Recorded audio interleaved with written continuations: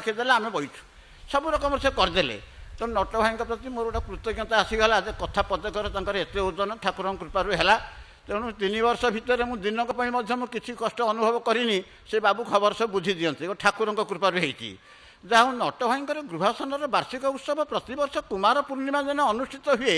से मत कहले भाई आगुरी तो आसुन संपर्क रखिलानी तेणु कुमार पूर्णिमा नातुणी की देखा बाहाना तुम सरांगा आसब नातुणी की देख कुमार पूर्णिमा उत्सव देख घर को चलीज से पूर्वदिन अधिवास आसी पहुँचली नातुणी की देखिली अधिवास पहुँचली कुमार पूर्णिमा उत्सव जोगदेली।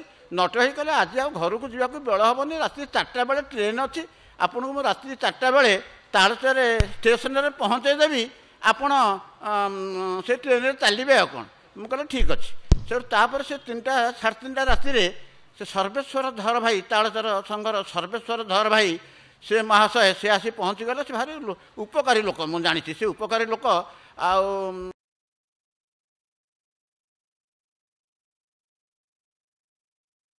पहुँचेदे तालचर स्टेशन में पहुँचेदे बसटा तालचर पूरी पैसेंजर से बाहर आउट आसी नागिबनी से बाहर सेठू से रहिले टिकट मो करदे पैसा मोठू नेलेनी आ गाड़ी में बसिली गाड़ी छाड़िले मुझे जाकि जीवी एतिक बदान्यता से मो देखी गाड़ी चली गाड़ी आसला गाड़ी आसला कौन गाड़ी तो थिला गाड़ी स्टार्ट है गाड़ी तार चलला चल मुझे बसी कि समय पर प्राय अधघंटा घंटा पर मत झाड़ा माइला जमी झाड़ा माइला ये गंध कथा मुझे करी कौन से मुझे जानी ट्रेन रे लाट्रिन थाए झाड़ा परिश्रा करे से ट्रेन भितर जाती मुझे जानी मु एक्सप्रेस कौटी कौन जाइए किंतु ये पैसेंजर जाइनी पैसेंजर से सुविधा सब उठीगला मुझे जानी से जो झाड़ा मारा मुझे गली से लाट्रिन पाखु गली लाट्रिन अच्छी आ से जो पानी की चिपिले पानी बाहरे ताकू चिपिदेले बुंदाए बुंदाए पानी बाहरला आ पानी भी नहीं आ जो मग की ग्लासटा पाखे थिला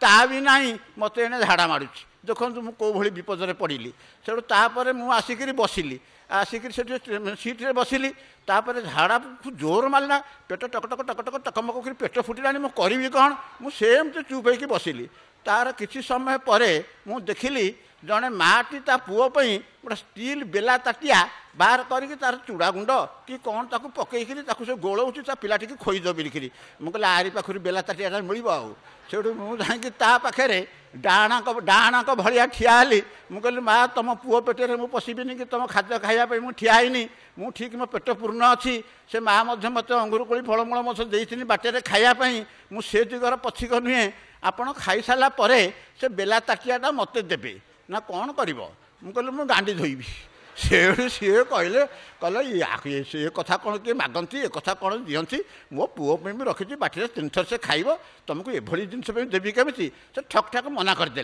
जमी मना करदे मुझे माँ को तथ्य बुझेली तत्व बुझेली मोर जीवन पर पड़ी तथ्य तत्व कौन माँ कान पशु ना पशु मुझे माँ आम ठाकुर कहनी निज संतानर माँ हवा संगे संगे जगतर तुम्हें माँ हुआ आ मातृत्वर हृदय पूर्ण कर आ तुम संतान को खोईदेव मत ताटियाटिए तुम दब ये महत कथा महत हृदयर तुम्हें माँ परिचय दियो या कहीकि से माँ मत आड़ आखिरे चाहले से कहले जो डाणा ना किए ठिया गोटे पागल ठिया मुझे माँ ये पागलर प्रलाप नुहे आपण मत से दिंतु सी जमा तो देलानी पलि आसली आसला बेले सीधा होगी ठिया पारुनी से मुझे ठीक नई नईका आसिक मो सीट कौन से तो कहीं ना पाँता पर ट्रेन चलती सीट कौन से मुझे आसिक गोटे जगार बसिली अन्य स्टेशन में देखिली जड़े भद्रलोक भद्र महिला उभय स्वामी स्त्री से ट्रेन में उठिले से बसिले मुझे लक्ष्य कली जे ब्याग भितर पानी बोतल टी अच्छी मुझे यही तो मोर आसिले ठाकुर देखिले यही तो मोर हम आठ या भाविकी पाखे जाकि ठियाली पाखे ठिया कहे से ठियाली जमी कौन कहार किसी अच्छी से मत पचारे भद्रलोक कहले कहार कौन किसी अच्छी से कहले हाँ अच्छी ना कौन कहूना मुझे से पानी बोतलटा टी दिंतु ना कौन करेंगे से मुझे ना पानी बोतल मो औषध खाया कथा ना कि मिछ कहूनी कि औषध खाया कथा कहूनी आम झाड़ा फेरिक पानी सारी आपण पानी बोतल से सी माने मुह बुलेकरी आ मत आड़ आखिरी चाहलेनी कहला गोटे पागला पागला कथा कहूँ बोधे भाविले से बोधे से मुझे मो सीट्रे बसिली मुझे ना मो बुद्धि जी प्रयोग है आउ बुद्धि है से जाके चुके बसिकी से मन मन ठाकुर को डाकिली मुझे ठाकुर महामहिमहे महत्व रख मुझे बेमहती हो जाऊँगी आ मो महत्व को ठाकुर आपण रखु आउ संगीत लिखाई दुख मोर जहाँ पासे जणाइबी से जनक एका तुमे मु तो आ पाखे जनइबी या भाविक मन मन बसिकी से ठाकुर को खाली डाकुची जाकी झुके बसी ट्रेन तार चली सूर्य उदय है सूर्य किरण पड़ा ट्रेन टिकट हो कटक पर्यंत मुझे जगतपुर बा केन्द्रापड़ा रोड स्टेशन जगतपुर ओह्लैजी मोर निकट हम घर पाख भाया सालेपुर देकी चलीजी आठ बसी तापर आस्ते आस्ते ट्रेन पर ट्रेन स्टेशन पर स्टेशन जाऊँगी जिते बड़े मंगुड़ी छक चलीगला आ जगतपुर स्टेशन निकट आसला मोर दुख पड़ी आसला कहला मुझे जाकी चुकैकी बसी जहाँ पछके अंत बुजुआ को जाकी देकी बसी आउ जो ठिया होकर ओह्लैबी से तो जहाँ थी सब झोल बोब मुझे कौन या भाविकी से जिते देखिली जगतपुर स्टेशन निकट है मोर विपद पड़गला से मुझे कौन करी मिनटे कि 2 मिनट ट्रेन रहा आ कौन से मो झाड़ा को मुझे ट्रेन करती ना रेल मंत्री मोर कौन बंधु से मुझे कौन कली से नई नईका जमती से जो कबाट से खोलीदेला कबाट तो खोलाई कबाट कौन थाए जमी पहाच पर गोड़ दे मो ठाकुर ठिया होती पानी बोतल धरिकी मो ठाकुर ठिया होती पानी बोतल धरी से पानी बोतल प्राय 2 लिटर भाया हम गोटा पिंधि धड़ा लुगा दौरेकी धड़ा लुगा दौरेकी पिंधि खोसणी मारी ना कुंच ना खाली अंटारे गुड़ेला भाया देखाला गोटा पंजाबी पिंधि से पंजाबी बेसी सफा नुह आउ से ठाकुर मोर ठिया होती मत कहले धर पानी बोतल धर मो सांगे मु सहज बाट देखई जाऊँगी झाड़ा फेरबू पा सारू जदि पा दरकार हम ये ट्याप रु पा नबू आ बोतल को यही जगार पकईदेबू जो जगार से निर्देश दे कहले से जगार मुझे देखिली 10-12टा 2 लिटरिया लिटरिकिया बोतल सब पड़ी सब अनयूज बोतल गुड़ाक सब यूज बोतल गुड़ाक सब पड़ी से मत सब डाकी देकी चलीगले से डाकी देकी जमी कम बाटा देखिले सहज बाट वाला जो बाटा कम हम मत देखे देले मुझे झाड़ा फिरली पानी छाड़ी मुझे कौन ठाकुर तो किसी कहीपारे आ मोर तो ये ये रकम ठाकुर सागर कथा मोर मिनटिकार भी झाड़ा फेरिया कम बढ़ीगला आपर आसी ठाकुर को खोजिली आउ ठाकुर को पाइले अंतर्ध्यान हो गले आ ठाकुर को पाइले मन मोर भारी कष्ट है कहल ना 100 टंका थिला 20 टंका बाट खर्च पे रखी था 80 टंकार कौन फलमूल कर खोई था ना नट भाईर माँ जो फल देते मत बाटे खाइया से फल दे था मनटी कष्ट है कही से ठाकुर तो पाइले मत उद्धार करदे मुझे देखी पा बोतल मो हाथ को बढ़ई सहज बाट देखी पाइप रु पा नब मत एक कही झाड़ा सरला से नहीं पकईदेप से कथा कही पा बोतल को पकड़ा कही कहला से मत डाकी सांगे जा पुणी 2015 मसीहा ये 14 मसीहा कथा ये 2015 मसीह पुणी है कुमार पुण्य पूजा है मो नातुणी पुणी से सरांगे पढ़ुची से नटाई कहला पुणी नातुणी की देखा से बेले आसब मो पूजा टे जोग देकी चलीज से पुणी आसिक पहुँचली संतोष महांती भाई जाती केन्द्र प्रतिनिधि जाती राति रही शुणा पाइली जे लडू भाई देह कौन हार्टस्ट्रोक है सी आमरी हस्पिटाल रही अधिवास दिन मुझे शुणिली ता परदिन पूजा आरंभ है अविभक्त ढेंकानाल जिलार समस्त भक्त मैंने प्राय जाती गोटे मिनी सम्मिलन हुए नटाई घरे कुमार पुण्य कि गोटे मिनी सम्मिलन हुए गाड़ी मोटर धरी सब भक्त मैंने जाती ऑटो टेम्पू कार सब लगी था पछक पछ से पूजा बसिली मत आग सीट्रे बसईदे सब आम बसलु आग सीट्रे बसलु आम कंभू भाई कंभूचरण धर भाई से गोटे चेयर दे था से चेयर से बसता आ गोटे चेयर सतोष भाई बसिक आलोचना आम आग सीट्रे बसिलु एवं नट भाई पुओ ठाकुर आसन सेवक पूजक हिसाब से से पूजा कले आरती कले गला बढ़ीगला से प्रथम अधिवेशन बढ़ीगला द्वितीय अधिवेशन आम से सीट्रे बसिलु विदाय प्रार्थना पूर्वर नट भाई पुओ ठाकुर सेवा दायित्व अच्छा सी गोटे एने धूप सरारे नड़िया कता को गुड़ करी ठीक नाल टू गुड़ करी सी नहीं गले से ने सिलिंग फैन सब दिखाई है आ ठाकुर पाखे गोटे स्टाण्ड फैन दिखाई है आम आगे बसीचु जिते से निआ गुड़ करी गले से निआ गुड़ू से जिते ceiling stand fan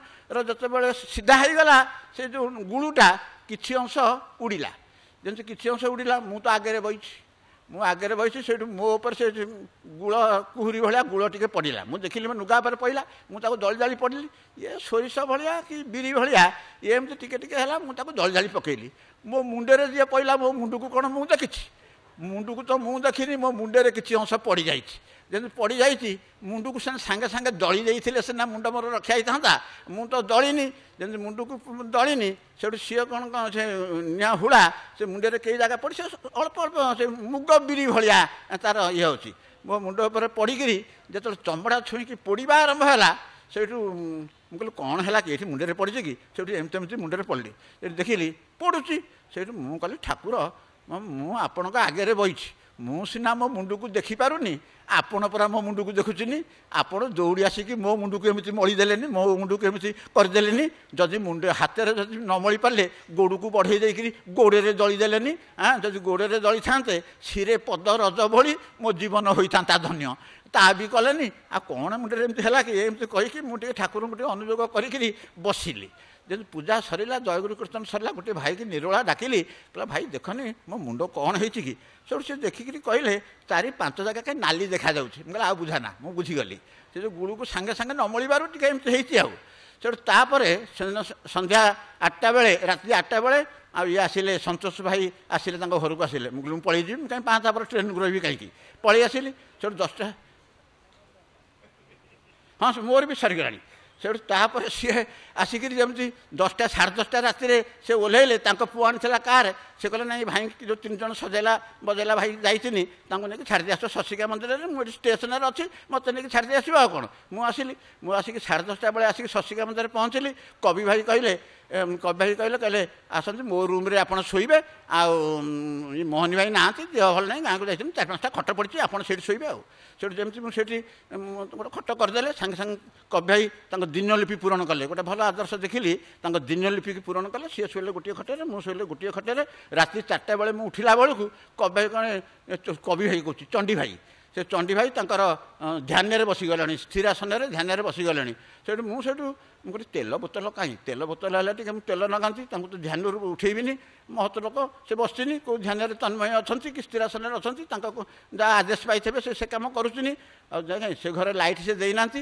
sky light ବାଟେ ବାହାରର ବାରଣ୍ଡା ଆଲୁଅ ସ୍କାଏ ଲାଇଟ୍ ବାଟେ ସେ ଘରକୁ ପଡ଼ିଛି ଝାପସିଆ ଝାପସିଆ ଦେଖାଯାଉଛି ମୁଁ କହିଲି ଆଉ କେଉଁଠି ଅଛି ତେଲ ବୋତଲ ଜଣେ କିଏ ସେ ଘର ଭିତରକୁ ପଶି ଆସିଲେ କହିଲେ ନିଅନ୍ତୁ ସେଠି ମୋ ହାତକୁ ଗୋଟେ ବୋତଲ ଧରେଇ ଦେଲେ ମୁଁ ଭାବିଲି ଅନ୍ତେବାସୀ ସେବକମାନେ ସମସ୍ତେ ଉଠିଗଲେଣି ଉଠି ଯାଇକରି ତେଲ ବୋତଲ ମୋ ହାତକୁ ବଢ଼େଇ ଦେଲେ କବି ଭାଇ ଚଣ୍ଡୀ ଭାଇକି ମୁଁ ଡାକିଲିନି ଆଉ ମୁଁ କବି ଭାଇ କହୁଛି ନା ସେ ଚଣ୍ଡୀ ଭାଇକି ଡାକିଲିନି ଆଉ ସେ ବୋତଲ ଧରେଇ ଦେଲେ ସେଠି ବୋତଲରେ ବସିକି ଲଗେଇଲି ଯେମିତି ବୋତଲ ତେଲ ଲଗେଇଲି ମୋର ପୂର୍ବ ପ୍ରକୃତି ମନେ ପଡ଼ିଗଲା ପୂର୍ବ ପ୍ରକୃତି ଗୋଟେ କ'ଣ ମୋର ପ୍ରବୃତ୍ତି କ'ଣ ମୁଁ ମାଗଣା ପାଇଲେ ବେଶୀ ବ୍ୟବହାର କରେ ଯଦି ମୁଁ ହାତରୁ କିଣିକି ଟଙ୍କାଟିକର ମିଠା ଖାଇନି ମୋତେ ଯେ 5ଟି ମିଠା ଦେବ ମୁଁ ଖାଇଦେବି ଆଉ ଯାହା ମୁଁ ଗୋଟିଏ କଦଳୀ ମୁଁ କେଉଁଦିନ ଖାଇନି ମାନେ ପଇସା ଦେଇ କିଣି ଖାଇନି ଯେ 5ଟି କଦଳୀ ଦେବ ମୁଁ ଖାଇଦେବି ମୁଁ ଚାହା ପିଏ ନା ଯଦି ମାଗଣା 3 କପ୍ ଚାହା ମିଳିଯିବ ମୁଁ ତାକୁ ଖାଇଦେବି ସେମିତି ତେଲ ତ ମିଳିଲା ମାଗଣା ଆଉ ମୁଁ କହିଲି ତେଲରୁ 2 ଚକି ଭଲ କରି ମୁଁ ଘଷି ଘୁଷି ହେଇକି ଲଗେଇବି ତେଲକୁ ଆଉ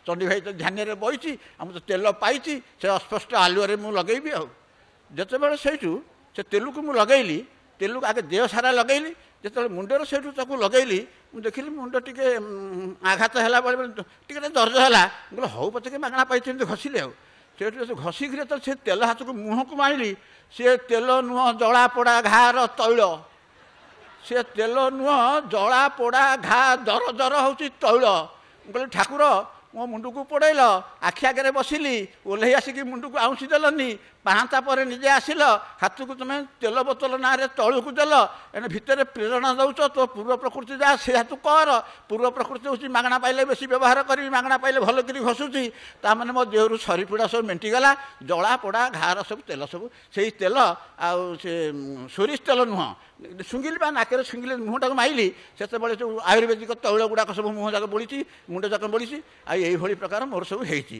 ତେଣୁ ମୁଁ ଦେଖିଲି ଯେ ଠାକୁର ମୋ ପଛେ ପଛେ ଅଛନ୍ତି ଆହୁରି ବହୁତ ଅନୁମତି ଆଗକୁ କହିବି ଆଜି ଆଉ କହିବି ନାହିଁ ଆଉ ଯଶୋଦା ସୁତ ରେ କୌଶଲ୍ୟା ସୁତ ତୋରି ଲାଗି ରାମାୟଣ ମହାଭାରତ ତୋରି ଲାଗି ରାମାୟଣ ମହାଭାରତ ମାଣିକ ସୁତ ରେ ଭୁବନ ସୁତ तोहरी लागी सम्मिलनी एते भकत तोहरी लागी सम्मिलनी एते भकत।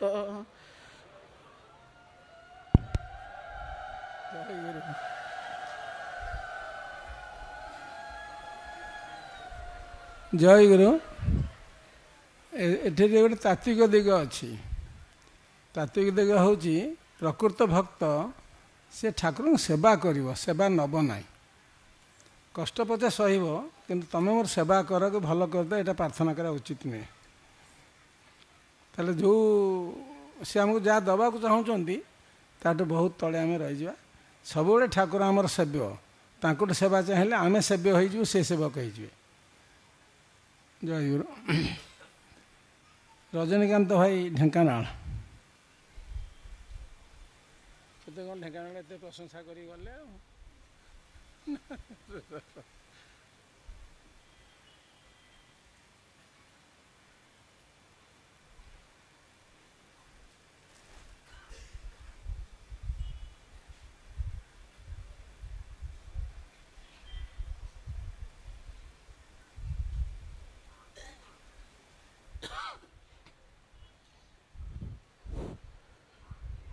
जय गुरु। प्राणर आराध्य श्री श्री ठाकुर महाराज, सभापति महोदय, ट्रस्टी बोर्डर सभ्य एवं सन्यासी वृंद, माओ भाई माने,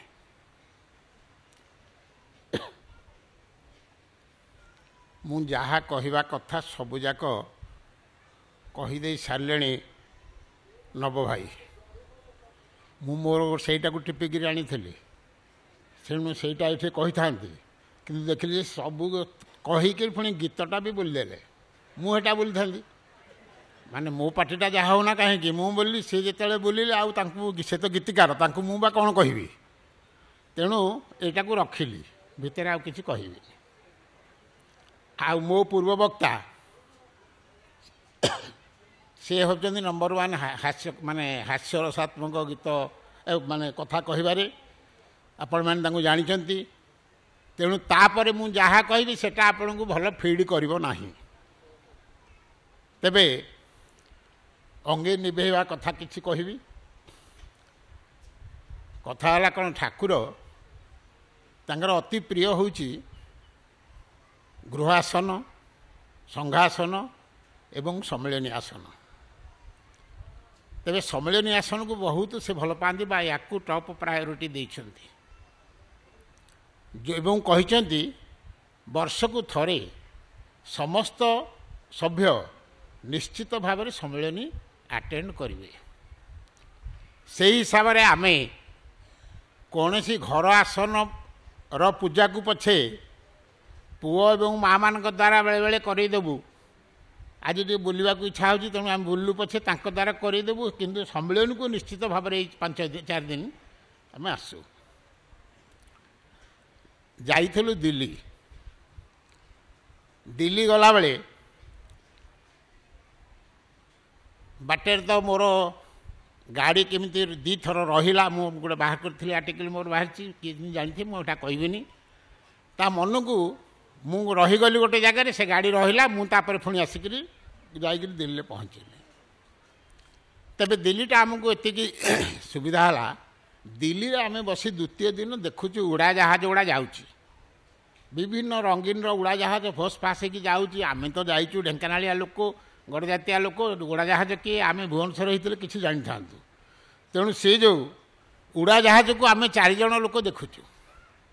हेतु 2 जन कहले भाई आमे सम्मेलन कले हंतानी। बोली किए मोला कला मु कौन जानी सम्मेलनटा ये असुविधा जिनस बोलिकी। तेणु सी तो कहले हाँ भाई लड्डूटे खाइब। मु कह लड्डूटे खाईदेव आ कौन अच्छी।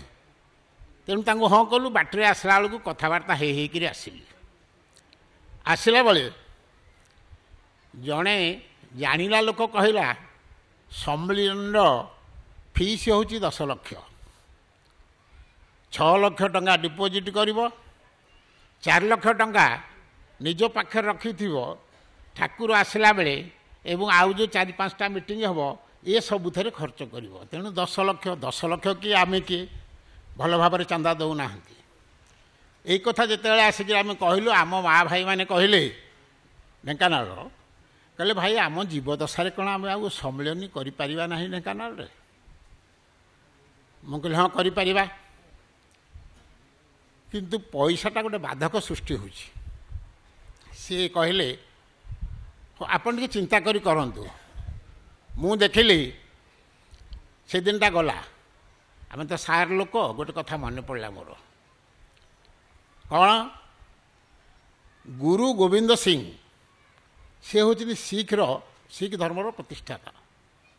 ତାଙ୍କ କଥାଟା ମନେ ପଡ଼ିଲା ଯେମିତି ମୁଁ ଗୋଟେ କହିଲି ଯେ ସିଏ ଏମିତି ଗୋଟେ ବିରାଟ ସଭାରେ ଶିଖ ଧର୍ମ ଯେତେବେଳେ ପ୍ରତିଷ୍ଠା କଲେ, ସେଇଠି ସେ ମାଗିଥିଲେ ମୋତେ 5 ଜଣ ଲୋକ ଦିଅ ଯେଉଁମାନେ କି ତାଙ୍କର ଶିରଦାନ କରିବେ, ଯେଉଁଥିରେ ମୁଁ ଏଇଟାକୁ ତିଆରି କରିବି।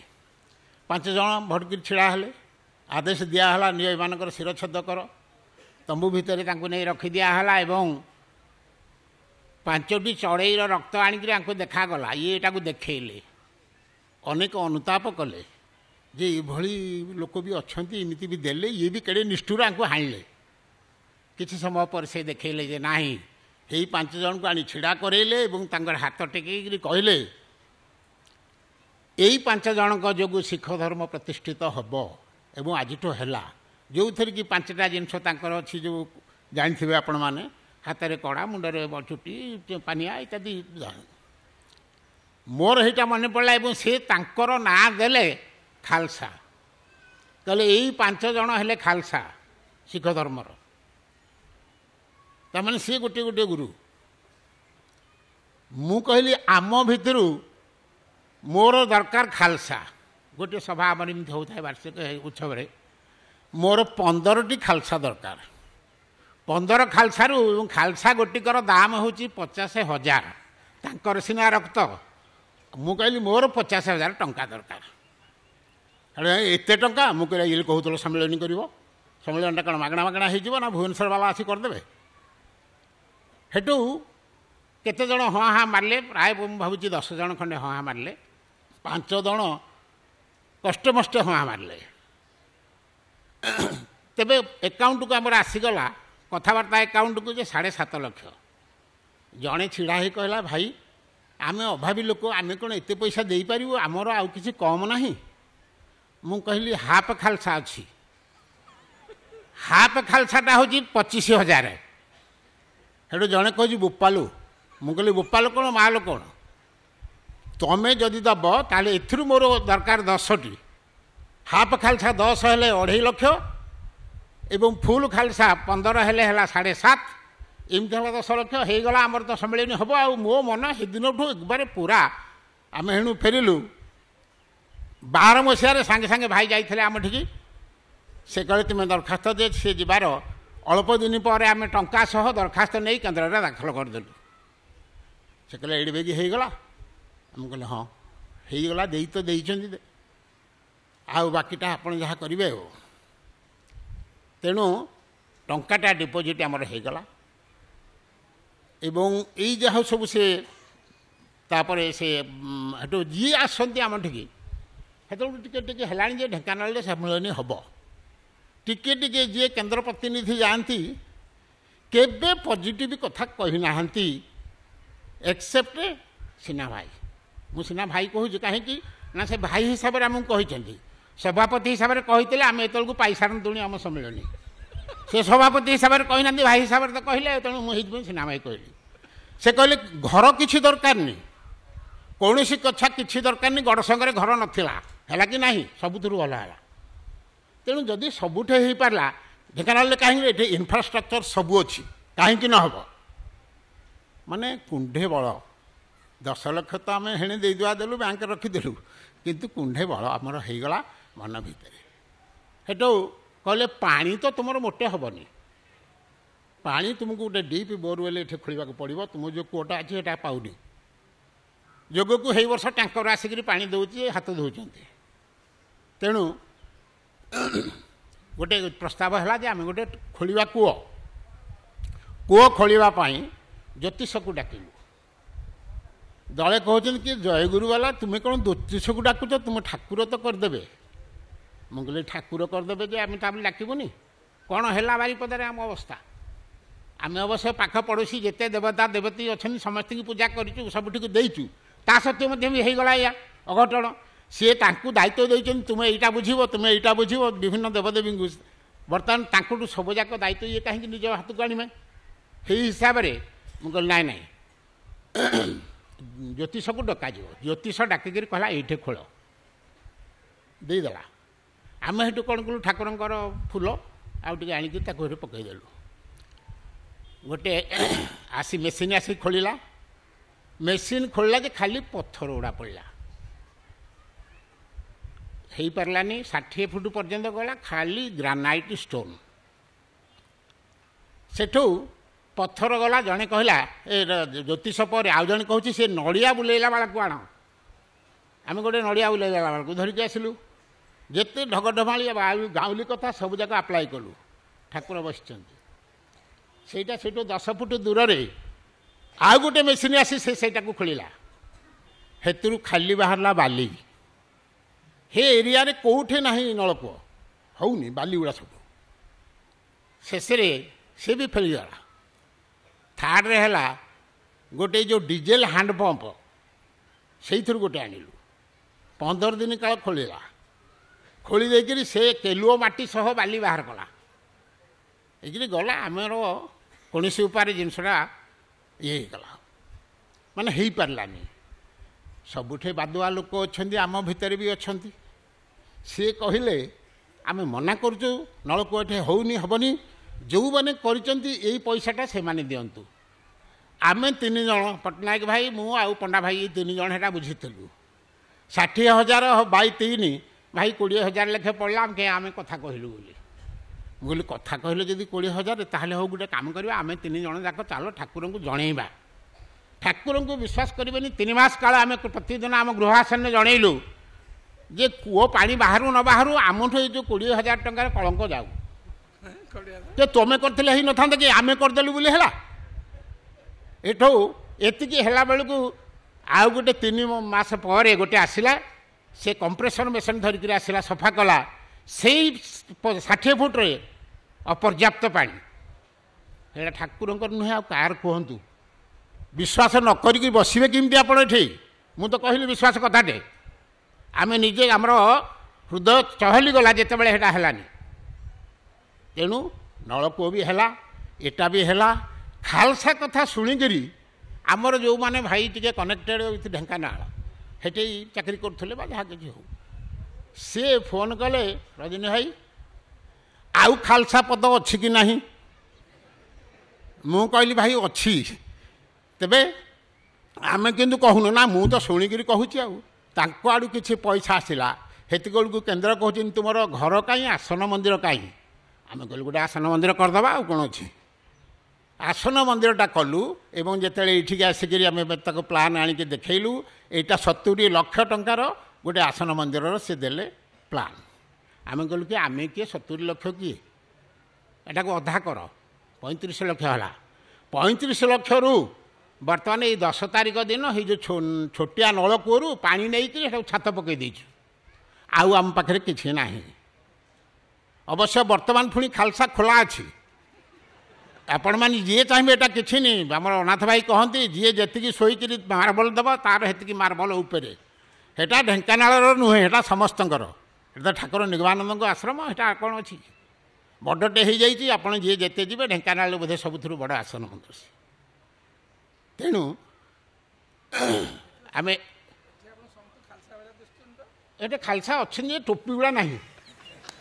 ପଞ୍ଜାବୀ ଟୋପିଟା ଥିଲେ ଖାଲସା, ତ ଉତାରି ଦେଇଛନ୍ତି ଆଉ। ତେଣୁ ଆମର ଯାହା ହଉ ମନ ଖୁସି, ଆମର ଠାକୁରଙ୍କର ଏଇଟା ହେଇଗଲା। ଆଉ ବର୍ତ୍ତମାନ ଅବଶ୍ୟ ଆହୁରି ଅଧା ଅଛି, କାରଣ 20 ଲକ୍ଷ ଟଙ୍କା ଖର୍ଚ୍ଚ ହେଇଛି ଏଥିରେ, ଆଉ ପଇସା ନାହିଁ। ଏବଂ ଏଥିରେ ମଧ୍ୟ ବି କିଛି ଆମକୁ, ଆମେ ସେଥିପାଇଁ କହିଛୁ କେନ୍ଦ୍ରକୁ ଆମକୁ କିଛି ପଇସା ଧାର ଆକାରରେ ଦିଅନ୍ତୁ ୱିଦାଉଟ୍ ଇଣ୍ଟରେଷ୍ଟ। ତେଣୁ ଆମେ ଖାଲି କାନରେ ପକାଇ ଦେଇଛୁ। ଯେତେବେଳେ ପେବୁଲ୍ ହୁଏନି ଏବୁଲ୍, ଆଉ କ'ଣ ଅଛି। ଆମର ଯେତେବେଳେ ସକ୍ଷମ ହେବ ଆମେ କେବେ ସୁଝିବ ପଚାରିଲାଠୁ ଆମେ କହିଲୁ ପେବୁଲ୍ ହୁଏନି ଏବୁଲ୍। ତେବେ ସେଇଟା ଗୋଟେ ମନରେ ସମସ୍ତଙ୍କର ରହିଯାଇଛି। ଆଉ ଭାଇ ଯେଉଁ କହିଲେ ଗୋଟେ କଥା, ଆମର ନବ ଭାଇ, ଯେତେବେଳେ ଦୁଇ ଜଣ ଭାଇ ପରସ୍ପରକୁ ଦେଖିବେ ସେ କୁଣ୍ଢାକୁଣ୍ଡି ହେବେ ଏବଂ କହିବେ କିଏ କେତେ ଆଗେଇଛି ଠାକୁରଙ୍କ ଲାଇନରେ ଧ୍ୟାନ ଧାରଣା। ମୁଁ ଆଜ୍ଞା ପ୍ରାୟ 35 ବର୍ଷ ହେଲା ଏଇ ସଂଘରେ ଅଛି। ଆଗ ତ କିଛି ହେଉନଥିଲା, ଏବେ ଟିକେ ଟିକେ ଯାହିତାଗିରି ହେଉଛି।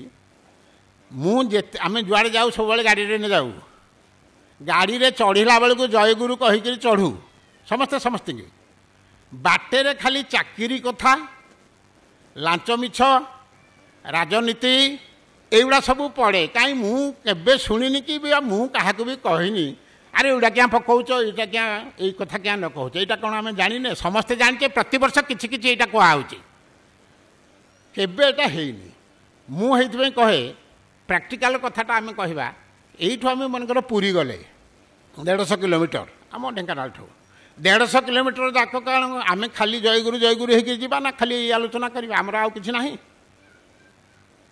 ଆମେ ଥରେ ଗଲୁ ହାଲି ସହର, ଗୋଟେ ଗାଡ଼ି ନେଇକରି ଗଲୁ, ସ୍କର୍ପିଓ ଗାଡ଼ିଟେ ନେଇକରି ଗଲୁ, 8 ଜଣ ଲୋକ, ସବୁଯାକ ଠାକୁର ଭକ୍ତ। ଏ ବାଟ ଯାକ କେତେ ଠାକୁରଙ୍କ କଥା ହେବୁ, ଏ ଟିକେ ଟିକେ ମହୌଷଧି ନହେଲେ, ଏଇ ଚୁଗୁଲି ମୁଗୁଲି କାଲି ଯେଉଁ କହୁଥିଲେ ଭାଇ ଜଣେ, ସେଇଗୁଡ଼ା ଟିକେ ନହେଲେ ହେବ କି? ଆପଣ ନିଜେ ପ୍ରାକ୍ଟିକାଲି ଅଙ୍ଗେ ଲିଭାନ୍ତିକ କଥା କୁହନ୍ତୁ। କାହା ଜମି କିଏ ନେଇଗଲା, କାହା ଗାଈ କାହାର ଇଏ କରିକିରି କଲା, କିଏ କାହା ନାଁରେ ମିଛ କେସ୍ କଲାଣି। ଏଗୁଡ଼ା ଟିକେ ଟିକେ ନ ପଡ଼ିଲେ ମଧ୍ୟ ବି ବାଟଟା ସରିବ ନାହିଁ ବା ମନଟା ତୁମର ଭଲ ହେବ ନାହିଁ। ସବୁବେଳେ କହିଲେ ସେଠୁ ଆପଣ କ'ଣ ହେବେ, ସ୍ଥାଣୁ ହେଇ ବସି ରହିଯିବେ। ଚଟଣି ଟିକେ ନହେଲେ କେମିତି ହେବ? ତେଣୁ ଇଏ ଯାହା ହେଉ, ଆଉ ମୋର ସମୟ ବୋଧେ ହେଇ ଆସିବଣି। ନାଇଁ ହେଇ ଓଭର ଟାଇମ୍ରେ ଅଛନ୍ତି ଆଉ। ମୋର ଆଉ ମନେ ପଡ଼ୁନି ତ, ଟିକେ ବିସ୍ଫୋରଣ ହେଲାଣି, ବୟସ ତ ହେଇଯାଉଛି, ଟିକେ ଟିପି ଦେଇଛି କ'ଣ ଗୋଟେ। ହଁ, ଆମେ ତ 15 ମସିହାଠୁ ଖାଲି ଆପ୍ଲାଏ କରି ଚାଲିଛୁ। 15ରୁ 16, 16ରୁ 17, 17ରୁ 18, 18ରୁ 19 ସମ୍ମିଳନୀ ପାଇଁ। ତେଣୁ ଠାକୁରଙ୍କୁ ବିନମ୍ର ନିବେଦନ, ଆଉ ଠାକୁର ଯାହା କରିବେ ଭାଇଙ୍କ କଣ୍ଠରେ ବା ଆମ ବୋର୍ଡ଼ର କଣ୍ଠରେ ପଶିକରି ଯଦି କରିଦେଇ ପାରିଲେ ତାରି ଭିତରେ ଭଲ ହୁଅନ୍ତା। ଆଉ ଆମେ ଗୋଟେ ସମ୍ମିଳନୀଟା କରିଦେଇ ପାରନ୍ତୁ। ନହେଲେ ନାହିଁ କ'ଣ ହେଉଛି ନା, ସମ୍ମିଳନୀ ରୂପକ ପଦ୍ମ ଫୁଲ ଢେଙ୍କାନାଳ ପୋଖରୀରେ ଖାଲି ଘୁଞ୍ଚି ଘୁଞ୍ଚି ଯାଉଛି, ଆମେ ଯାହା ଅନୁଭବ କରୁଛୁ। ପାଣିଟା ରଖିଥାନ୍ତୁ, ପାଣି ଅଛି। ଏଇଟା କିଏ ଆପଣଙ୍କୁ ଗୋଟେ ଖରାପ କଥା କହିଦେଲେ ଯେ ପାଣି ନାହିଁ, ପାଣି ନାହିଁ, ଢେଙ୍କାନାଳ ଲୋକ ଚଳୁଛନ୍ତି କେମିତି? ସେ କଥା ଆପଣଙ୍କର କେତେ ପାଣି ଦରକାର ଆମେ ତ ହାତ କାଟି ଲେଖିଦେଇଛୁ ଯେ ଆମେ ଦେବୁ ବୋଲି। ସେଠି 40 ଫୁଟରେ ପାଣି। ମୁଁ ସେ କଥା କହୁନି, ପଦ୍ମ ଘୁଞ୍ଚିବ ହେଲେ ପାଣି ଦରକାର ନା, ଶୁଖିଗଲେ ପଦ୍ମ ଘୁଞ୍ଚିବ କୋଉଠୁ? ଆଉ ଶୁଖିଲେ ତ ପଦ୍ମଟା ମରିଗଲା, ଆମେ ଜାଣିଲୁ ଯେ ଆଉ ଆମେ କରିବୁନି ସେଟା। ନାଇଁ ସରିଲା, ଆଉ ଟିକେ ଅଛି। ଯାହା ଯାହା ଦରକାର ସମ୍ମିଳନୀ ପାଇଁ ଆମେ ସମସ୍ତ ଜିନିଷ ପ୍ରାୟ କରିଛୁ, ଆଣିକି ଦେଇଦେଇଛୁ। ମୋତେ ଏଠି ଜିଲ୍ଲାର ହେଉଛି ହେଡ଼କ୍ୱାର୍ଟରଟା ହେଉଛି ଢେଙ୍କାନାଳ, 6 ଲକ୍ଷ ଟଙ୍କା ଡିପୋଜିଟ୍ ଏବଂ ଲ୍ୟାଣ୍ଡ 8 ଏକର ଜାଗା ଯେଉଁ ହେବ, ଆମେ ବୁଲିକିରି ଏକାଦଶୀ ଦିନ ଆମେ ବୁଲିକିରି ତାଙ୍କଠୁ ସବୁ ଦସ୍ତଖତ ଆଣିକିରି ସେ ମାସକ ପାଇଁ ଦେବେ ବୋଲି 18 ମସିହାଟାକୁ ଲେଖିକି ଦେଇଛନ୍ତି। ଆଉ ଗ୍ରାମବାସୀ ଗଲା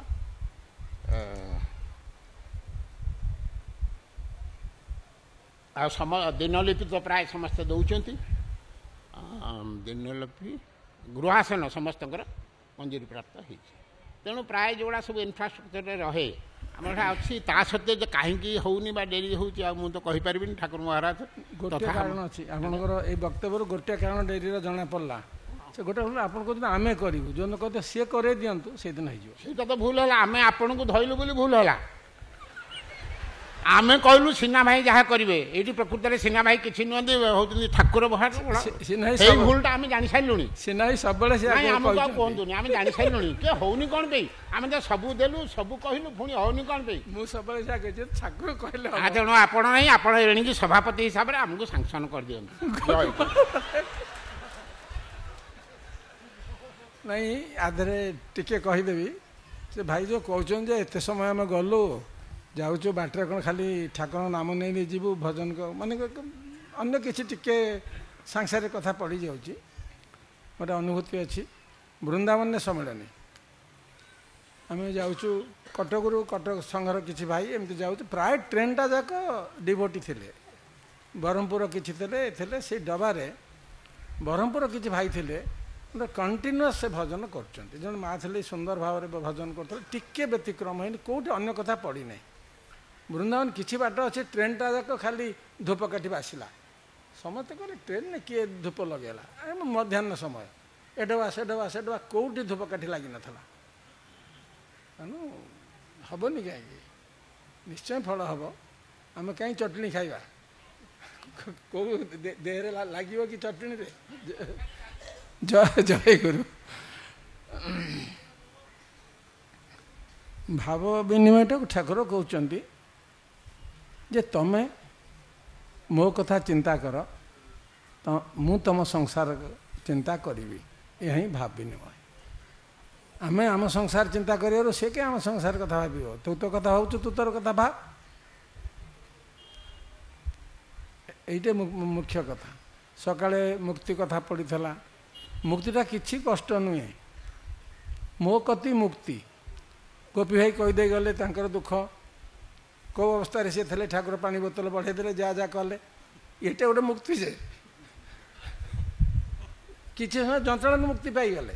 ଆମେ ଯେଉଁ ନିର୍ବିକଳ ଅନ୍ୟ ମୁକ୍ତି କଥା ତ ଅଲଗା କଥା, ସବୁବେଳେ ଆମକୁ ସେ କରୁଛନ୍ତି, କିନ୍ତୁ ଏଥିରେ ଭଗତ ପ୍ରାପ୍ତି ହେବନି। ଏ ମୁକ୍ତିରେ ଇଏ ଜଡ଼ତ୍ୱର ସାଧନା। ଆମେ ତାଙ୍କୁ ଆମ ସେବାରେ ଲଗେଇଦେଲୁ ନା। ତେଣୁ ସବୁବେଳେ ଆମକୁ ଚିନ୍ତା କରିବାକୁ ହେବ ଯେ ଆମେ ତାଙ୍କୁ ପ୍ରସନ୍ନ କରିବା ପାଇଁ କ'ଣ କରିପାରୁଛୁ। ଜୟ ଗୁରୁ। ଆମର ଆଜି ଯେଉଁ ବ୍ଲଡ଼ ଡୋନେସନ୍ କ୍ୟାମ୍ପ ଥିଲା, ସେଥିରେ ରିପୋର୍ଟ ଆସିଛି। Central red cross Cuttack draw କରିଛନ୍ତି 267, ଆଉ ଜଗତସିଂହପୁର ବ୍ଲଡ଼ ବ୍ୟାଙ୍କ ନେଇଛନ୍ତି 54, 321। ଜେନେରାଲି ସେ 300 ଉପରକୁ ନିଅନ୍ତି ନାହିଁ, କାରଣ ବ୍ଲଡ଼ ଯେଉଁଟା ଆମେ ଡୋନେଟ୍ କରୁ ତାର ଭ୍ୟାଲିଡ଼ିଟି 1 ମନ୍ଥ। ଗୋଟାଏ ମାସ ପରେ ଯଦି ୟୁଜ୍ ନ ହେବ ତାହେଲେ ଫୋପଡ଼ା ହେଇଯିବ, ଆଉ ତାକୁ ୟୁଜ୍ କରି ହେବନି। ସେଥିପାଇଁ ସେ 300 ବୋତଲ ବନ୍ଦ କରିଦିଅନ୍ତି।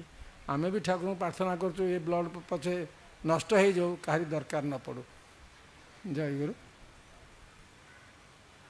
ଆଉ ସୁରେଶ ଭାଇ ସଭାପତି କଲିକତା।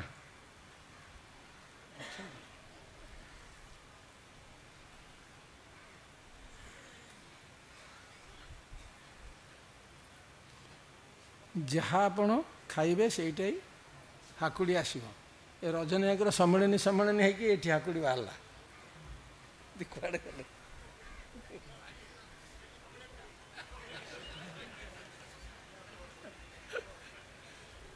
ଭଲ ଯେ ଇଏ ଗୋଟେ ଭକ୍ତର ଭଲ ଲକ୍ଷଣ। ସବୁବେଳେ ଠାକୁର ଅନୁଷ୍ଠାନ କରିବା ପାଇଁ ଯେଉଁ ଆକୁଳତା ବ୍ୟାକୁଳତା, ସେଇଟା ହିଁ ସେ ଚାହୁଁଛନ୍ତି। ତ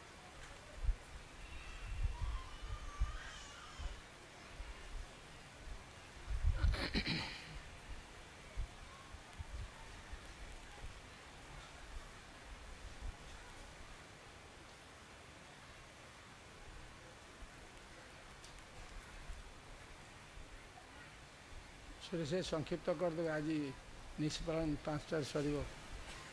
ଆହୁରି ଭାଇ ଅଛନ୍ତି। ଜୟଗୁରୁ। ପ୍ରାଣର ଠାକୁର ଓର ମୋର ପ୍ରେମ ପ୍ରୀତିର ଭାଇ ଓ ମା ମାନେ,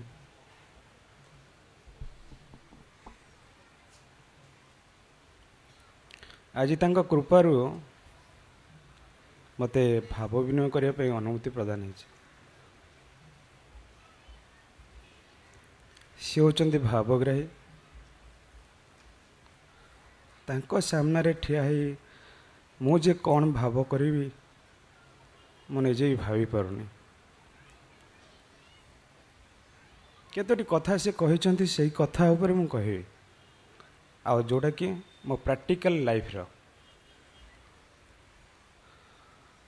ଆମେ ତ ତାଙ୍କ ଠାକୁରଙ୍କ ବହିରୁ ଅନେକ କଥା ପଢ଼ୁଛନ୍ତି।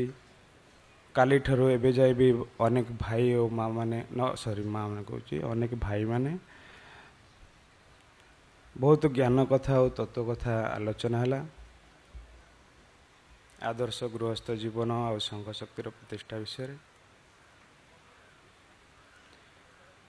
କିନ୍ତୁ वास्तविक जीवन रे आमर कौन असुविधा होची ठाकुर को आम केते उपलब्धि करें आ सी आम पाखे केते निकटतर सेटा हूँ मोस्ट इम्पोर्टाट जिनसा जोटा कि बेस भल भाव मु खोजी खोजिकी तांकरी भितर ही बाहर कली जमीती कि शांति रे रहा हेले अल्प के खुशी होगा पड़ो समस्ते किंतु आम शांति खोजती किंतु शांति गोटे जगार जमा है कि न थाए अल्प कि संतुष्ट होगा पड़े मुझा निजे निजे बाहर कली तांकरी बहीपत्र भितर बहुत प्रकार समस्या भितर थाए कारण मो कलिकता रे तांको सहित संपूर्ण एका संघर माँ भाई माने खूब कोऑपरेट करती अत्यंत भल तेणु कौन प्रकार असुविधा हुएनी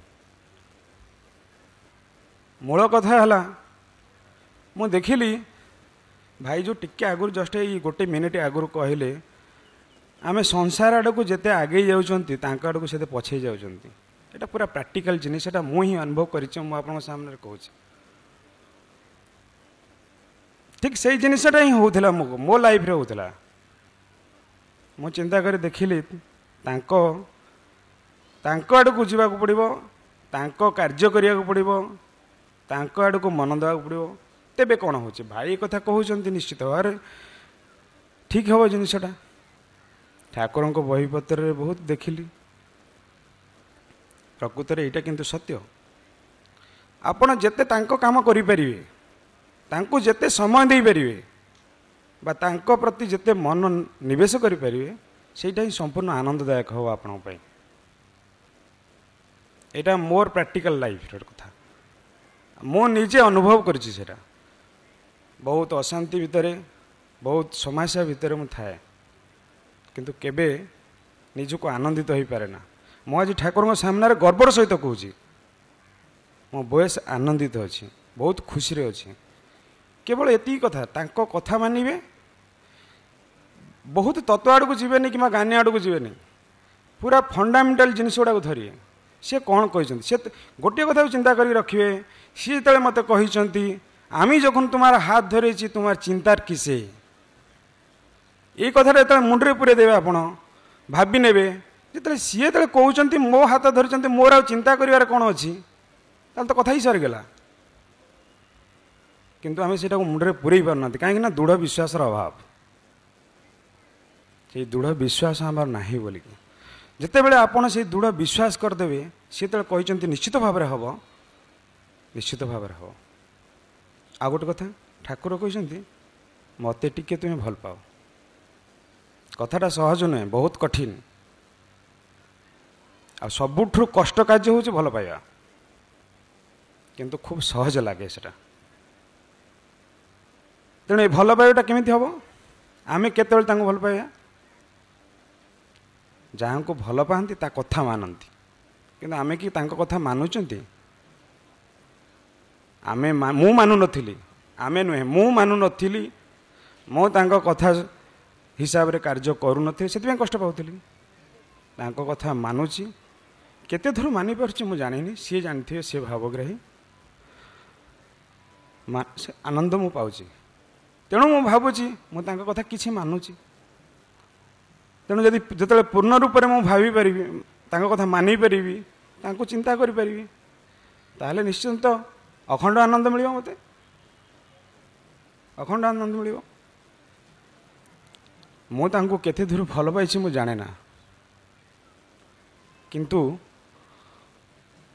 से मते बहुत भल पाइछन्ति बोली कि मु तार गोटे सूक्ष्म लीला आपन को कहबी एटा स्वप्न रही थिला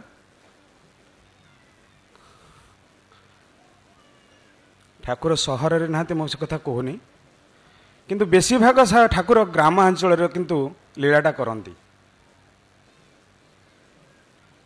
सहर अपेक्षा ग्रामांचल रे बेसी ठाकुर लीलाटा करती मो स्वप्न रे देखुची गोटे गाँ ଗାଁ ସାମ୍ନାରେ ଯେମିତି ଗୋଟେ ପତଳା ରାସ୍ତା ଥାଏ, ଆଶପାଶରେ ସବୁ ବିଭିନ୍ନ ପ୍ରକାରର ଗଛ ବୃକ୍ଷ ଥାଏ, ଠିକ୍ ସେହିପରି ଗାଁର ଶେଷ ମୁଣ୍ଡରେ ଗୋଟେ ଛୋଟ କୁଡ଼ିଆ ଘର, ଉଚ୍ଚ ପିଣ୍ଡା, ସୁନ୍ଦର ଭାବରେ ଲିପା ପୋଛା ହେଇଛି। ଦୁଇଟା ପାହାଚ ଅଛି, ପାହାଚ ଉପରେ ଚଢ଼ିକି ଉଠିକି ଯିବାକୁ ପଡ଼ିବ କିନ୍ତୁ ଘର ଭିତରକୁ। ବେଶ ଉଚ୍ଚ ଟିକେ, ହାଇଟ୍ ଟିକେ ପିଣ୍ଡାଟା। ମୁଁ ଦେଖିଲି ସେ ଗାଁ ଦାଣ୍ଡରେ, ମୁଁ ଗାଁ ଦାଣ୍ଡରେ ପ୍ରବେଶ କଲି, ଦେଖିଲି ବହୁତ ଗହଳି ହେଇଛି। ସେ ଘର ଭିତରକୁ ଲୋକମାନେ ଯିବା ଆସିବା କରୁଛନ୍ତି। ଟିକେ ସନ୍ଦେହ ହେଲା। ଛୁଆବେଳେ ଆମେମାନେ ଗାଁରେ ଥିଲୁ, ବର୍ତ୍ତମାନ ସିନା ସହରରେ ରହୁଛୁ। ଗାଁରେ ଥିଲାବେଳେ ଗ୍ରାମକୁ ଅଲେଖ ମହିମା ଧର୍ମର ସବୁ ଆସନ୍ତି ତ, ଆଉ କାହାକୁ ଆମେ ମୁଣ୍ଡିଆ ମାରୁନା, ସେମାନେ ମାଡ଼ି ବସିକି ଆମକୁ କୁହନ୍ତି ମୁଣ୍ଡିଆ ହୁଅ ବୋଲିକି। ଆମେ କିନ୍ତୁ କେବେ ମୁଣ୍ଡିଆ ହୋଇନା, ମୁଁ ବିଶେଷ କରି ମୁଣ୍ଡିଆ ହେଇନି। ଆଉ ଛୋଟବେଳେ ମୋର ଗୋଟେ ଏତେ ବାଜିବା ଅଭ୍ୟାସ ଥିଲା, ଗୁରୁଜନମାନଙ୍କ ପ୍ରତି ବିଲକୁଲ ଭକ୍ତିଭାବ ନଥିଲା। ସେମାନେ ଡାକିଲେ ଆଜ୍ଞା କହିବାକୁ ଖୁବ୍ ଲଜ୍ଜାବୋଧ ହୁଏ, ତେଣୁ ପାଖରେ ଯାଇ ଠିଆ ହେଇଯାଏ, ଆଜ୍ଞା କହେ ନାହିଁ, ଏଇଭଳି ଅବସ୍ଥା। ତେଣୁ ପ୍ରଣାମ କରିବା ତ ବହୁତ ଦୂର କଥା। ତେଣୁ ଦେଖିଲି ଯେତେବେଳେ ଘର ଭିତରକୁ ସମସ୍ତେ ପଶୁଛନ୍ତି, ମୁଁ ବି ଟିକେ ପଶେ, ଏହା ଭାବି ମୁଁ ଘର ଭିତରକୁ ପ୍ରବେଶ କଲି। କେତେଜଣ ସାଧୁ ମହାତ୍ମା ସେଠୁ ମୋ ପାଖକୁ ଚାଲି ଆସିଲେ, ଚାଲି ଆସିକି କହିଲେ ଏଇ ତ ଠାକୁର ମହାଶୟ, ପ୍ରଣାମ କରୁନ। ବୋଲେ କ'ଣ କହୁଛ ମ, ଠାକୁର ମହାଶୟ? ମୁଁ କ'ଣ ଠାକୁରଙ୍କୁ ଚିହ୍ନିନି, ଜାଣିନି? ଠାକୁରଙ୍କର ଏତେ ପ୍ରକାର ବିଗ୍ରହ ଦେଖିଛୁ, କେଉଁ ବିଗ୍ରହ ସାଙ୍ଗରେ ସେ ମିଳୁନାହାନ୍ତି, କେମିତି ଠାକୁର ହେଲେ? ଠାକୁରଙ୍କୁ ମୁଁ ଦେଖିନି, ଜାଣିନି, ମୋତେ କହୁଛ ମୁଣ୍ଡିଆ ମାର। ମୁଣ୍ଡିଆ ମାରିଦେମି ଯାହାକୁ ନାହିଁ ତାକୁ, ହେଇପାରିବନି। ଆଉ କୌଣସି ପ୍ରକାର ହେଲାନି। ଘର ଭିତରକୁ ପ୍ରବେଶ କଲି। ଗୋଟେ ପ୍ରଥମ ଯେଉଁ ଘରଟା, ରୁମ୍ଟା, ତାପରେ ଆଉ ଗୋଟେ ପତଳା ଗୋଟେ ରାସ୍ତା ଅଛି, ସେ ରାସ୍ତା ପରେ ଆଉ ଗୋଟେ ମାନେ ଛୋଟ ରୁମ୍ଟେ ଅଛି। ସେ ଛୋଟ ରୁମ୍ଟି ଖୁବ୍ ସୁନ୍ଦର। ତାପରେ ସେ ଛୋଟ ରୁମ୍ ଭିତରକୁ ମୁଁ ପ୍ରବେଶ କଲି। ଦେଖିଲି ଗୋଟେ ଗୋଟେ ଲୋକ ଯାଉଛନ୍ତି, ଗୋଟେ ଲୋକ ଆସୁଛନ୍ତି। ଭିତରକୁ ପ୍ରବେଶ କଲି। ଭିତରକୁ ପ୍ରବେଶ କରିକି ଦେଖିଲି ସେପଟରୁ ଠାକୁର ଆସୁଛନ୍ତି। ଦୁଇ ଜଣ ତାଙ୍କ ସାଇଡ଼ରେ ଅଛନ୍ତି, ଠାକୁର ଆସୁଛନ୍ତି। ଆମର ସମ୍ମିଳନୀ ବିଗ୍ରହ ଯେଉଁ ଅଛି ନା, ପ୍ରଥମ ଦିନ ଯେଉଁ କାଲି ଲଗା ହେଇଥିଲା, ସେଇ ବିଗ୍ରହର ସେଇଭଳି ବାଲାପୋଷ ଅଛି ଦେହରେ, ସେଇଭଳି କୁଞ୍ଚ କୁଞ୍ଚିଆ ଚୂଳ, ଆଉ ସେଇଭଳି ସ୍ୱାସ୍ଥ୍ୟ, ପୁରା ସେଇ ଶରୀରର। ତାପରେ ଠାକୁର ଆସନ୍ତି, ମୁଁ ଏଇ ତ ଠାକୁର, ଆଉ ତାକୁ ଦେଖେଇକି ମୋତେ ମୁଣ୍ଡିଆ ମାର କହୁଛ, ଏଇ ହେଉଛନ୍ତି ଭାଇ ଠାକୁର। ତାପରେ ମୁଁ ପ୍ରଣାମ କଲି। ପ୍ରଣାମ କଲା ପରେ ସିଏ ମୋ କମର ପାଖରୁ ଧରିକି ମୋତେ କୋଳ କରି ନେଲେ। କୋଳ କରି ନେଇକି କମର ପାଖରୁ ହାତଟାକୁ ଆସ୍ତେ ଆସ୍ତେ ଉଠେଇକି ସେ କାନ୍ଧ ଉପରକୁ ଏମିତି ରଖିଲେ। ତାପରେ ମୋତେ ଧରିକି ଆସିଲେ ଯେଉଁ ଫାଷ୍ଟ ରୁମ୍ଟାକୁ। ସେ ଫାଷ୍ଟ ରୁମ୍ର ଗୋଟିଏ ସାଇଡ଼୍ କାନ୍ଥରେ, ଏଇପଟେ ସାଇଡ଼୍ କାନ୍ଥରେ ଗୋଟେ ଲମ୍ବା ସ୍କ୍ରିନ୍ ଟଙ୍ଗା ହେଇଥାଏ। ଆମର ଯେମିତି ମେନ୍ ସ୍କ୍ରିନ୍ଟା ଅଛି, ସେମିତି ଗୋଟେ ମେନ୍ ସ୍କ୍ରିନ୍ ଟଙ୍ଗା ହେଇଛି। ତାପରେ ସେ ମୋତେ କାନ୍ଧରେ ହାତ ପକାଇ ନେଇକି ଆସିଲେ।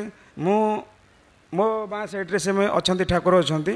ମୁଁ ଖାଲି ତାଙ୍କୁ ଏମିତି ଖାଲି କରିକି ଚାହୁଁଛି, ଏମିତି କରି ଚାହୁଁଛି, ଦେଖୁଛି। ତାପରେ ମୋତେ ନେଇକି ଆସିଲା ପରେ କହିଲେ କ'ଣ ଦେଖୁଛୁ? ମୁଁ କହିଲି ନାଇଁ କିଛି ନାହିଁ। କହିଲେ କ'ଣ ଦେଖିବା ପାଇଁ ଚାହୁଁଛୁ କହ, ମୁଁ ତୋତେ ଦେଖେଇଦେବି।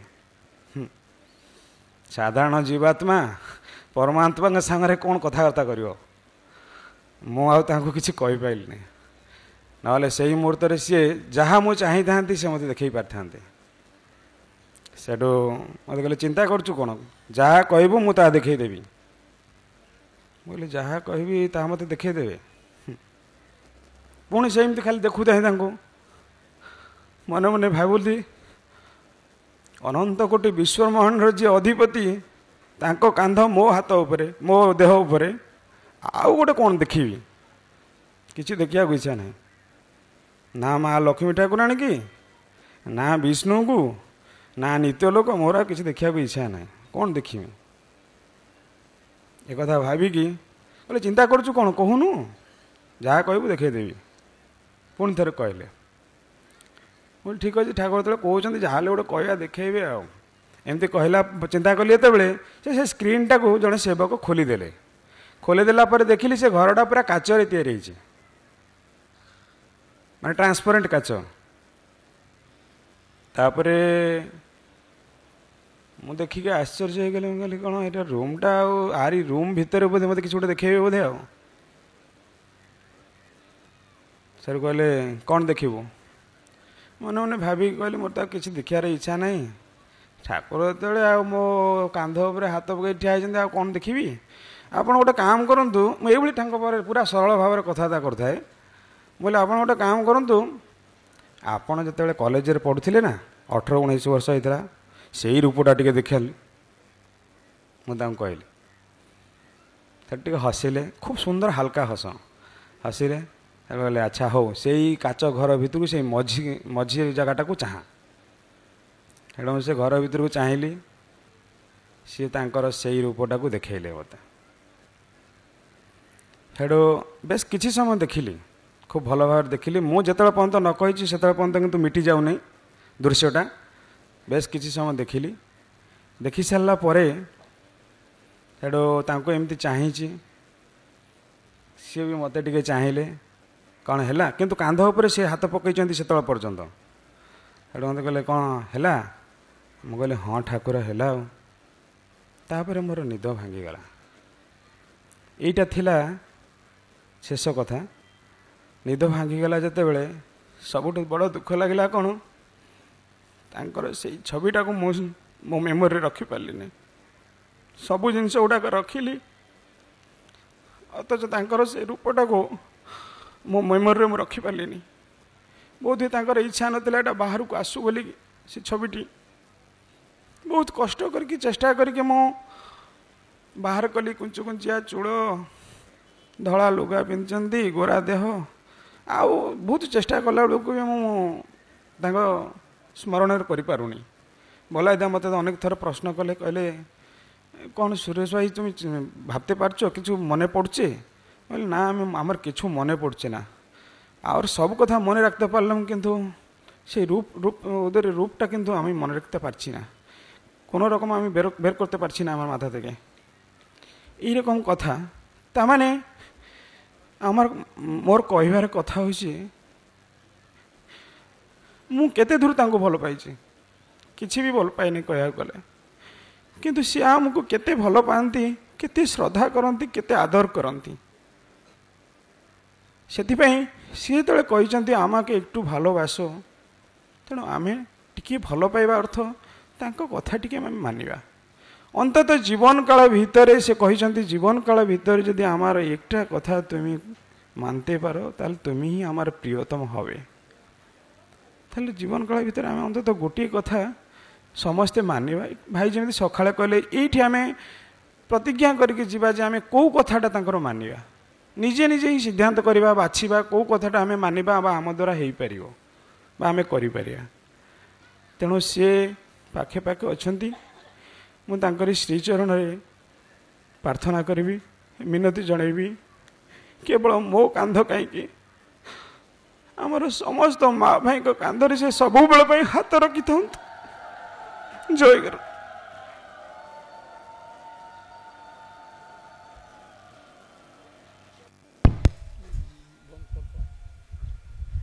ଜୟ ଗୁରୁ। ଆଉ ଦୁଇ ଭାଇ ରହିଗଲେ, କିନ୍ତୁ ଆଜି ନିଶିପାଳନ୍ତରୁ ଠାକୁର ଆଶ୍ରମକୁ ଯିବେ ଭୋଗ ପାଇବାକୁ। ପ୍ରାର୍ଥନା ଟିକେ କରନ୍ତୁ।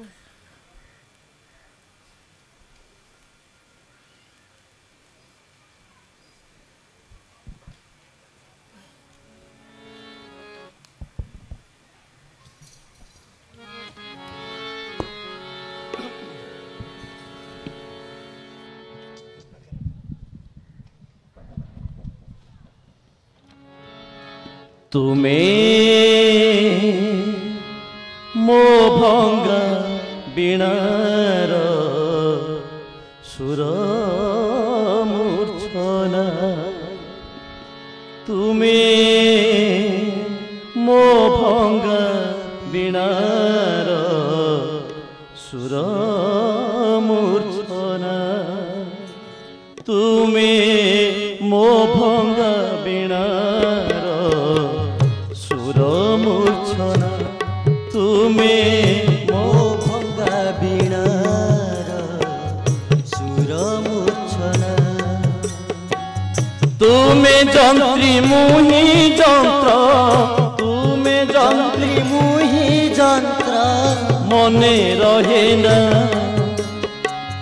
তুমি যন্ত্রী মুহি যন্ত্র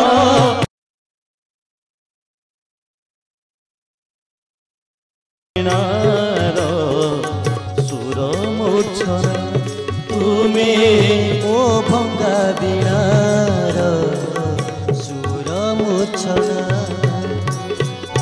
অগতির গতি তুমি পরাণ সাথী, অগতির গতি তুমি পরাণ সাথী। নাম গাই এ জীবন যাও বিতি, নাম গাই জীবন যাও বিতি। ভাল পাবে বলি মুত, ভাল পায়ে বলি মুত কহি পারে না। ভাল পায়ে বলি মুত কহি পারে না। তুমি ମୋ ଭଙ୍ଗା ବୀଣାର ସୁର ମୂର୍ଚ୍ଛନା, তুমি ମୋ ଭଙ୍ଗା ବୀଣାର ସୁର ମୂର୍ଚ୍ଛନା। জীবনর থরে তুমি মোর সারথী, জীবনর থরে তুমি মোর সারথী। ভুলি ଯିବି ନାହିଁ ଆସୁ କରାଳ ରାତି, ভুলি ଯିବି ନାହିଁ ଆସୁ କରାଳ ରାତି। পাশে পাশে রহিথিব, পাশে পাশে রহিথিব এই কামনা, পাশে পাশে রহিথিব এই কামনা। তুমি ମୋ ଭଙ୍ଗା ବୀଣାର ସୁର ମୂର୍ଚ୍ଛନା, তুমি ମୋ ଭଙ୍ଗା ବୀଣାର ସୁର ମୂର୍ଚ୍ଛନା। ଆସିଥିଲି ସାଧିବାକୁ ତୁମ କରମ, ଆସିଥିଲି ସାଧିବାକୁ ତୁମ କରମ। ଭୁଲି ଗଲି ସବୁ ନାଥ ହେଲା ଭରମ, ଭୁଲି ଗଲି ସବୁ ନାଥ ହେଲା ଭରମ। ଅସାର ସଂସାରେ ମାତି, ଅସାର ସଂସାରେ ମାତି ପାଏ ବେଦନା, ଅସାର ସଂସାରେ ମାତି ପାଏ ବେଦନା। তুমি ମୋ ଭଙ୍ଗା ବୀଣାର ସୁର ମୂର୍ଚ୍ଛନା, তুমি ମୋ ଭଙ୍ଗା ବୀଣାର ସୁର ମୂର୍ଚ୍ଛନା। ନାଟକର ଶେଷ ଦୃଶ୍ୟ ସରିଲା ପରେ, ନାଟକର ଶେଷ ଦୃଶ୍ୟ ସରିଲା ପରେ। କଳାକାର ଫେରି ଯାଏ ଆପଣା ଘରେ, କଳାକାର ଫେରି ଯାଏ ଆପଣା ଘରେ। ବାହୁଡ଼ାଇ ନେବ ପ୍ରିୟ, ବାହୁଡ଼ାଇ ନେବ ପ୍ରିୟ କରି କରୁଣା, ବାହୁଡ଼ାଇ ନେବ ପ୍ରିୟ କରି କରୁଣା। তুমি ମୋ ଭଙ୍ଗା ବୀଣାର ସୁର ମୂର୍ଚ୍ଛନା, তুমি ମୋ ଭଙ୍ଗା ବୀଣାର ସୁର ମୂର୍ଚ୍ଛନା। তুমি যন্ত্রী মুহি যন্ত্র, তুমি যন্ত্রী মুহি যন্ত্র মনে রহে না। তুমি যন্ত্রী মুহি যন্ত্র মনে রহে না। তুমি ମୋ ଭଙ୍ଗା ବୀଣାର ସୁର ମୂର୍ଚ୍ଛନା, তুমি ମୋ ଭଙ୍ଗା ବୀଣାର ସୁର ମୂର୍ଚ୍ଛନା। তুমি যন্ত্রী মুহি যন্ত্র, তুমি যন্ত্রী মুহি যন্ত্র মনে রহে না। ତୁମେ ଯନ୍ତ୍ରୀ ମୁଁ ହିଁ ଯନ୍ତ୍ର ମନେ ରହିଲା ତୁମେ ମୋ ଭଙ୍ଗା ବିନାର ସୁରମୂଷଣା ତୁମେ ମୋ ଭଙ୍ଗା ବିନାର ସୁରମୂଷଣା ଜୟ ଗୁରୁ ଜୟ ଗୁରୁ ଜୟ ଗୁରୁ ଜୟ ଗୁରୁ জয় গুরু জয় গুরু জয় গুরু জয় গুরু জয় গুরু জয় গুরু জয় গুরু জয় গুরু জয় গুরু জয় গুরু জয় গুরু জয় গুরু জয় গুরু জয় গুরু জয় গুরু। ଆମର ସନ୍ଧ୍ୟା ଅଧିବେଶନ ପରେ ଆନନ୍ଦ ସଭା ଅଛି ଆଜି। ମୁଁ ଏଇ ମାଇକ୍ सेवक भाई मान को अनुरोध करी मैट्रिक परीक्षा चली आम बाहर फर्नेल सब काटी देचु कि भितर भी एत जिते कम साउंड रे आमर काम चलो से चलेबे शब्द देवेनि पिला पढ़ारे व्याघात हम। जय गुरु निमंत्रण।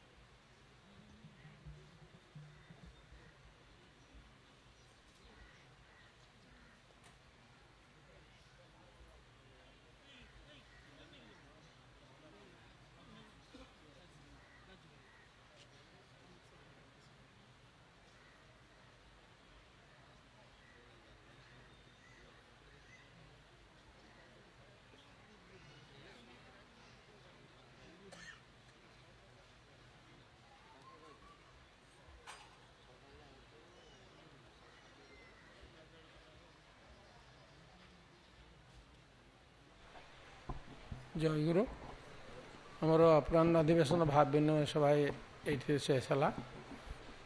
प्रणामी ज्ञान ही आसन बांधव आज निष्पालन ठाकुर महाराज आश्रम को विजय कर भोग ग्रहण करेंगे एवं 6टा बेले संध्या अधिवेशन संध्या आरती 6टा।